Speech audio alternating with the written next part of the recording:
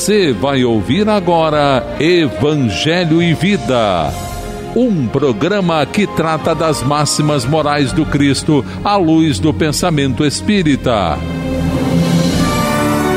Produção e apresentação, Denise Pinhão. Bom dia. Olá, amigo ouvinte da nossa querida emissora da Fraternidade, Rádio Rio de Janeiro. Uma saudação especial pelo seu aniversário, pelos 50 anos de serviços prestados na divulgação da doutrina espírita. Um abraço especial e a nossa gratidão a todos os colaboradores, a equipe técnica, a direção da casa e a todos os ouvintes desta tão querida emissora que tanto bem nos faz. Eu sou Denise Pinhão e com muita alegria e gratidão iniciamos mais um programa Evangelho e Vida desta semana. Hoje vamos abordar o capítulo 10 do livro O Evangelho segundo o Espiritismo, intitulado Bem-aventurados os que são misericordiosos. Vamos refletir neste capítulo sobre o tema Perdoai para que Deus vos perdoe. Esse tema compreende os itens 1, 2, 3 e 4.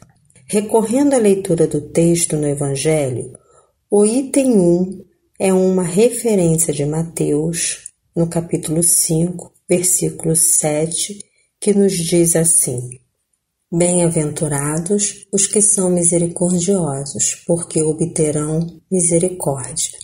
O item 2 é outra referência de Mateus, capítulo 6, versículos 14 e 15, que nos diz: Se perdoardes aos homens as faltas que fazem contra vós, vosso Pai Celeste também perdoará vossos pecados. Mas se não perdoardes aos homens quando vos ofendem, vosso Pai também não perdoará os vossos pecados. E na sequência, o item 3 é mais uma referência registrada por Mateus, no capítulo 18, versículos 21 e 22, que nos diz: Se vosso irmão pecou contra vós, ide e falai-lhe sobre a falta em particular, entre vós e ele. Se vos ouvir, tereis ganho um irmão. Então, aproximando-se dele, Pedro disse: Senhor, quantas vezes perdoarei meu irmão quando ele houver pecado contra mim? Será até 7 vezes? Jesus lhe respondeu: Eu não digo até 7 vezes, mas até 70 vezes 7. Amigo ouvinte, aqui já podemos iniciar nossas primeiras reflexões, nos aproximando do Evangelho, nessas referências de Mateus que acabamos de ler, com as seguintes questões. O que podemos entender por misericórdia? Qual tem sido a nossa atitude diante das faltas daqueles que nos ofendem?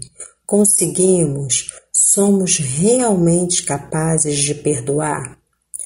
Quando devemos perdoar nosso irmão que pecou contra nós, segundo os ensinamentos do Cristo? Quem de nós não precisa de misericórdia? Mas o que é ser misericordioso? Ser misericordioso é compadecer-se das misérias alheias, sejam materiais ou espirituais. A palavra misericórdia tem origem latina. De acordo com seu sentido original, significa ter o coração voltado para os pobres, estando em comunhão com eles. Então, misericórdia é o sentimento de compaixão e de solidariedade com relação a alguém que sofre uma tragédia pessoal ou que caiu em algum momento da vida em desgraça. Podemos dizer que ter misericórdia é acolher em nosso coração as misérias, as dores do próximo, realizando, fazendo aquilo que está ao nosso alcance para minimizar o sofrimento alheio. E vale ressaltar que, de acordo com os exemplos de Jesus e o entendimento que a doutrina espírita nos traz, a misericórdia não é uma atitude passiva, ela supõe sempre uma ação. Amigo ouvinte, quais são os exemplos que podemos lembrar quando praticamos ações caridosas, expressando o sentimento de misericórdia? Para as necessidades espirituais, são os exemplos de acolher, assistir o próximo. Quando oferecemos um conforto, um conselho, quando conseguimos ouvir e compreender a dor alheia sem julgamento, porque o julgamento é sempre uma condenação. Quando também nos esforçamos para perdoar aquele que nos ofendeu. Já nas circunstâncias materiais, ser misericordioso são ações de oferecer alimento àquele que tem fome, abrigar um irmão que está ao relento, agasalhar a quem tem frio, visitar os enfermos, assistir os marginalizados. Lembramos também que estamos no mundo de provas e expiações, e são muitos os flagelos que afligem a toda a humanidade.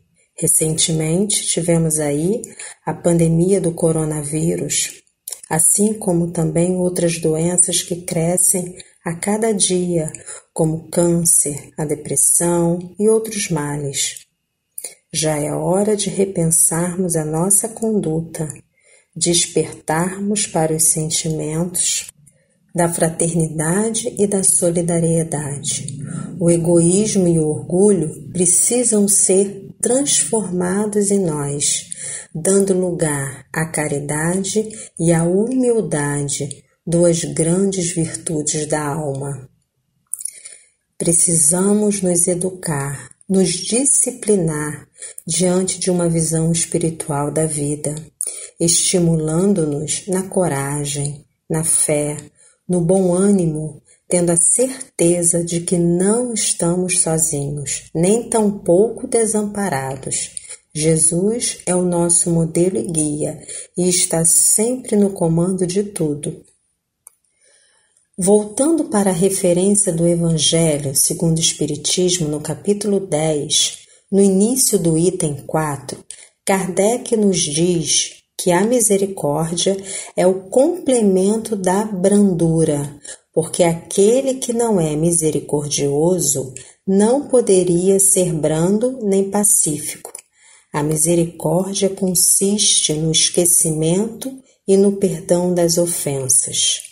O ódio e o rancor demonstram uma alma sem elevação e sem grandeza. O esquecimento das ofensas é próprio das almas elevadas, que estão acima dos males que lhes possam fazer. Uma é sempre ansiosa, de uma sensibilidade sombria e cheia de amargura. A outra é calma, plena de mansidão e caridade. Vamos aqui refletir um pouquinho. O primeiro ponto que podemos destacar é a característica da brandura como complemento da misericórdia. Aquele que tem a brandura em seu coração é capaz de promover o esquecimento e o perdão das ofensas, que é próprio das almas elevadas, porque se encontram numa condição acima dos males que lhes possam fazer. São exemplos de comportamentos de calma, mansidão e são caridosas por natureza.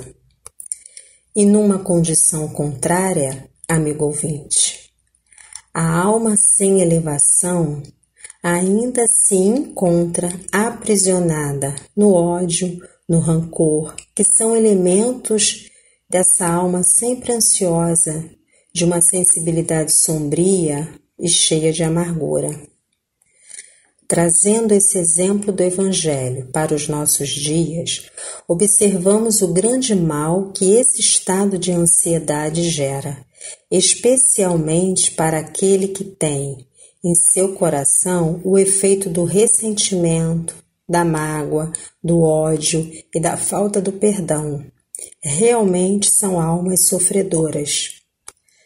Retornando na leitura do Evangelho, Kardec acrescenta dizendo: infeliz daquele que diz eu nunca perdoarei, porque se não for condenado pelos homens, certamente o será por Deus. Com que direito reclamaria o perdão das próprias faltas se não perdoa a dos outros? E Jesus nos ensina que a misericórdia não deve ter limites.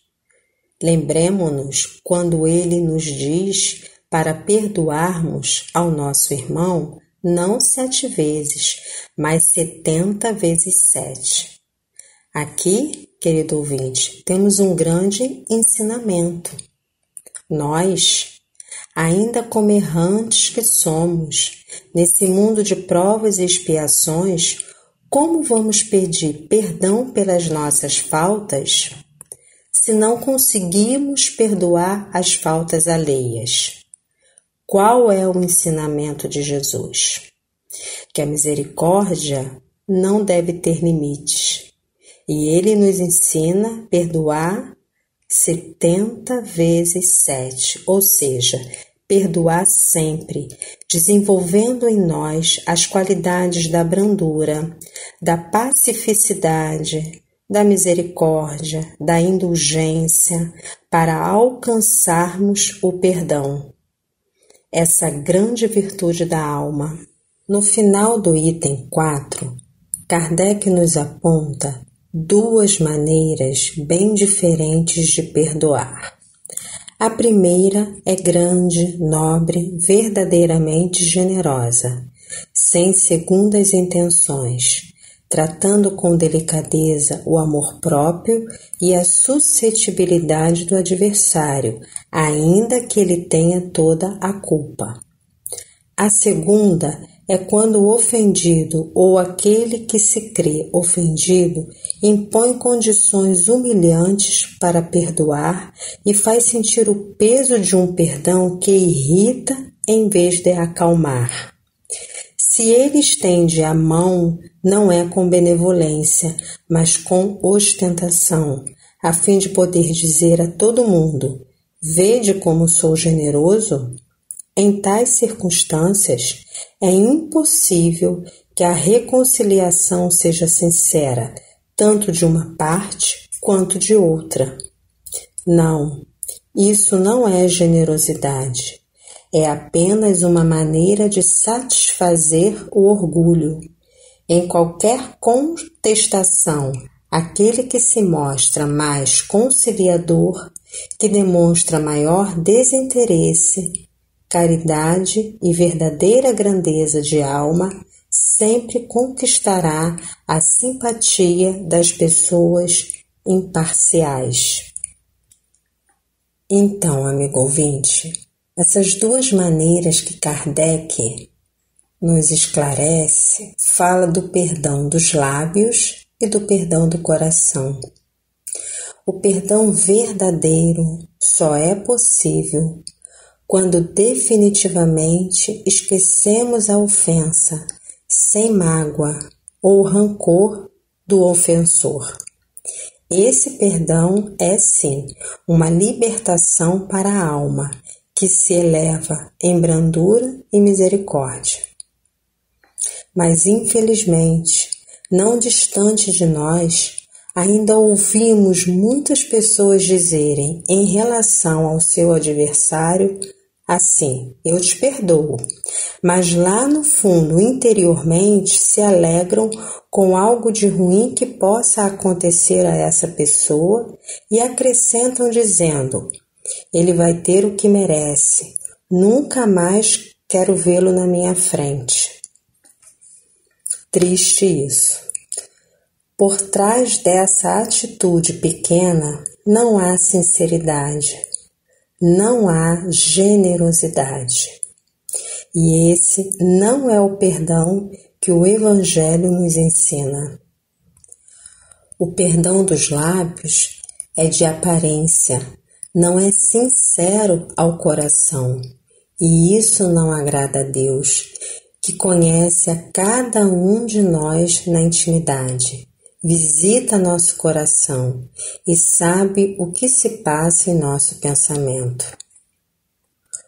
O esquecimento completo e absoluto das ofensas é próprio das almas grandes. O rancor, a mágoa são sinais de insegurança pessoal e de inferioridade das almas sofredoras. Não tenhamos dúvida que o perdão verdadeiro se reconhece muito mais pelos atos do que por palavras. Bem-aventurados os misericordiosos, porque alcançarão misericórdia. Significa que aquilo que fizermos aos outros, receberemos. Essa é a lei. Sabendo que somos espíritos imperfeitos em evolução, muito ainda precisamos da misericórdia alheia. Daí, portanto, sermos misericordiosos. Precisamos buscar sempre no Divino Mestre, fazendo essa conexão interior, porque é através dele que daremos conta das nossas tarefas e desafios que fazem parte da vida. E seguindo como Jesus nos ensinou, amai-vos uns aos outros, como eu vos amei. Amigo ouvinte, estamos chegando ao final do nosso estudo. É preciso viver, sentir o Evangelho em nosso coração. Jesus nos trouxe os exemplos. Agora é conosco. É nossa responsabilidade na prática do bem a nós mesmos e aos nossos irmãos. Esse é o caminho para a nossa oportunidade de transformação moral. O Evangelho é o nosso roteiro e devemos nos esforçar sempre fazendo o melhor ao nosso alcance, nos exemplos no lar, com a família, na comunidade, no ambiente de trabalho, na casa espírita ou em outro ambiente religioso. Todos esses são exemplos de instrumentos para evoluirmos.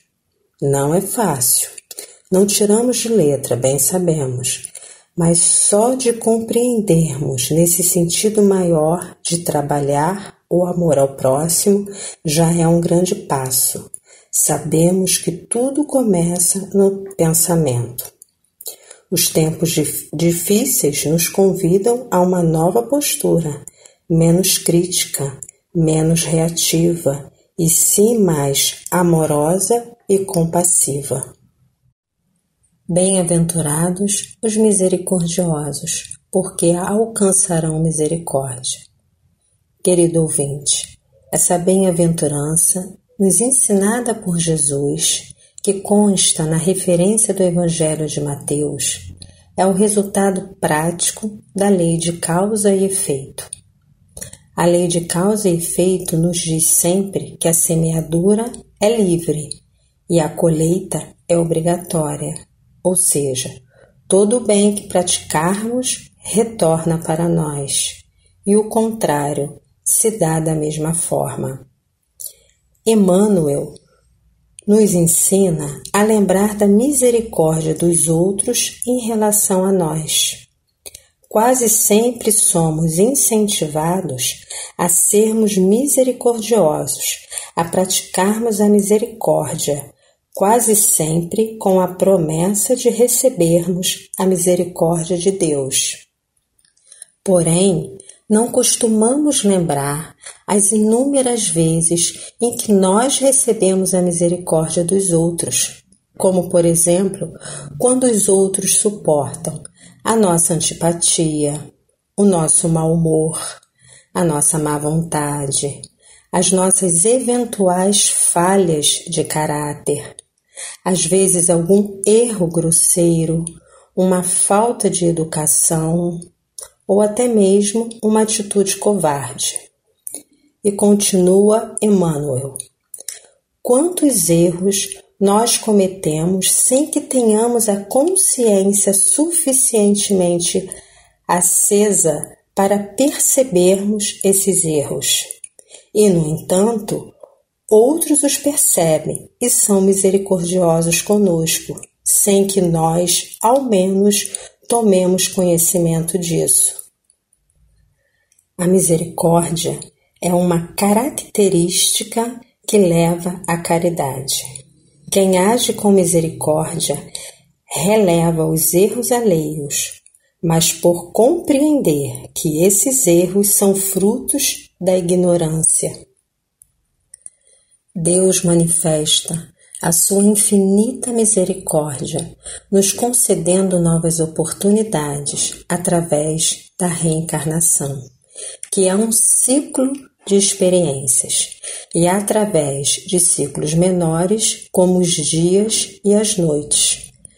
Cada novo dia é uma nova chance que Deus nos concede para progredirmos.